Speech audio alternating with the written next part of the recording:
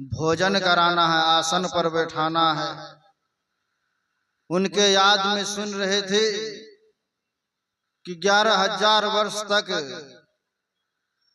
उनके गुरु कह के गए थे, सबरी तुम इसी आश्रम में रहना, भगवान तुमको दर्शन देने के लिए आएंगे। इसलिए वह सबरी 11,000 वर्ष तक तपस्या करती रह गई। उस आश्रम को रास्ते में झाड़ू मारती, फूल बिछाती और जंगलों से फल ला करके भोजन रखती कि भगवान अब आएंगे तो अब आएंगे।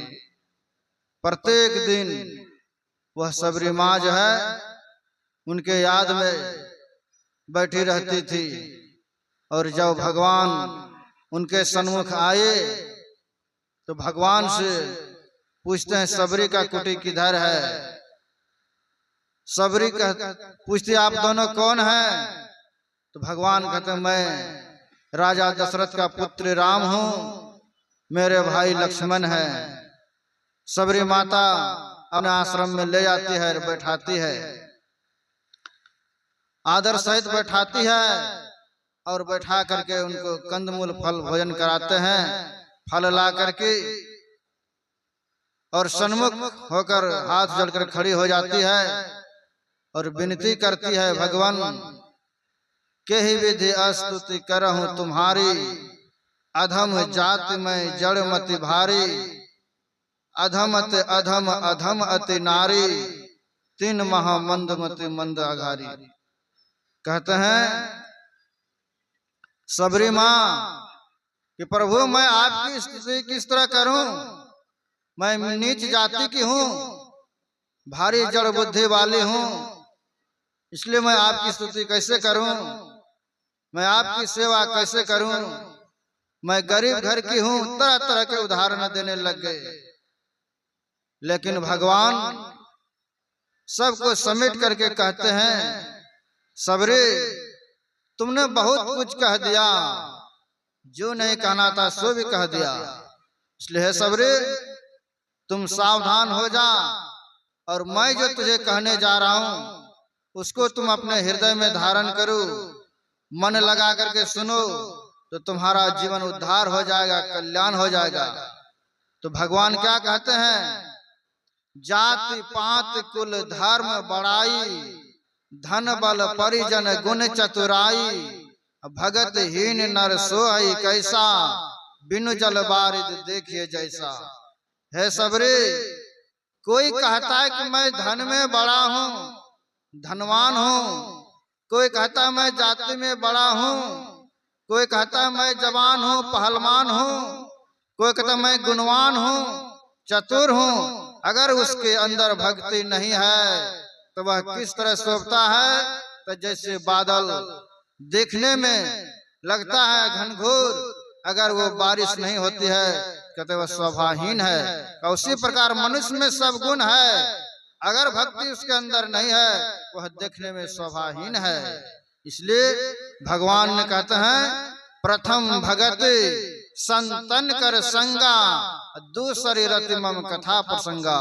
है सबरी, अगर तुम भक्ति करना चाहती है, परमात्मा का दर्शन करना चाहते हैं, तो सबसे पहले तुमको संतों का संग करना पड़ेगा। जब तक संतों का संग नहीं करेंगे तो कल्याण होने वाला नहीं है।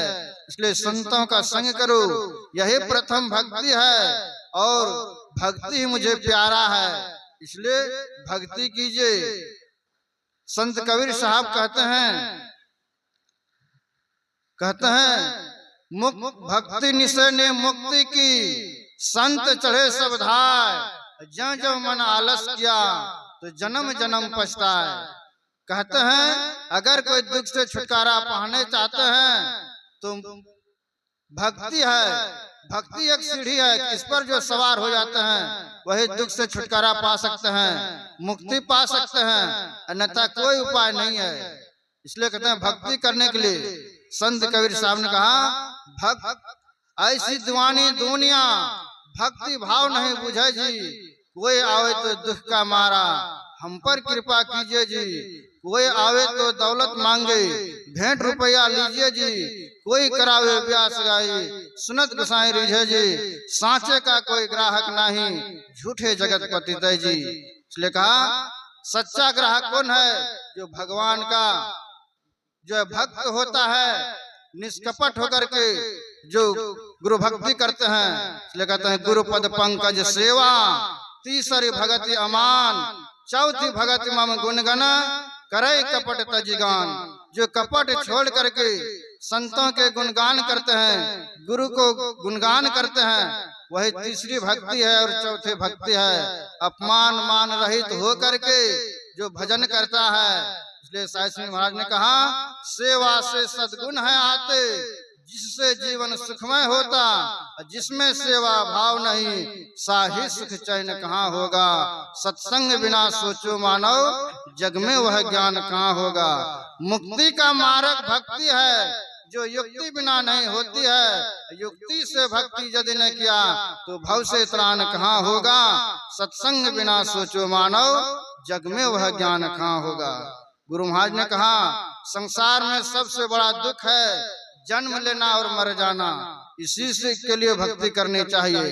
आवागमन सम दुख दूजा, है नहीं जग में कोई, इसके निवारण के लिए प्रभु भक्ति करनी चाहिए। कि जन्म लेना और मर जाना यही सबसे बड़ा दुख है, और इसी दुख के निवारण के लिए प्रभु की भक्ति करनी चाहिए। संत साईं महाराज ने कहा जब तक यह तन है सबल, बुद्धि देती साथ, तब तक ही गुरु भक्ति का अवसर जानो हाथ। ये मत जानो रे मना, ऐसे ही सब दिन जाए, जन्म मरण दुख याद करी, साही भक्ति कमाए। इसलिए मनुष्य का शरीर मिला है परमात्मा का भजन करने के लिए, भक्ति करने के लिए। इसलिए मानव जीवन बड़ा अनमोल है।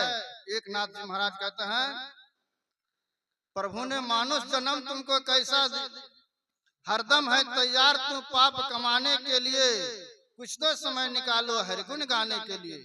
कहता है मनुष्य का शरीर मिला है प्रभु परमात्मा का भजन करने के लिए।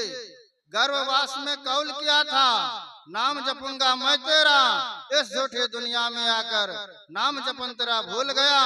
ऋषि मुनि सब आते हैं समझाने के लिए, कुछ तो समय निकालो हरिगुण गाने के लिए। कहते कहते कह दिया ऐसी हालत इस जीवन की, चेत जरा तू चेत रे, इस क्षण भंगुर जीवन में तू भजले प्रभु का नाम रे।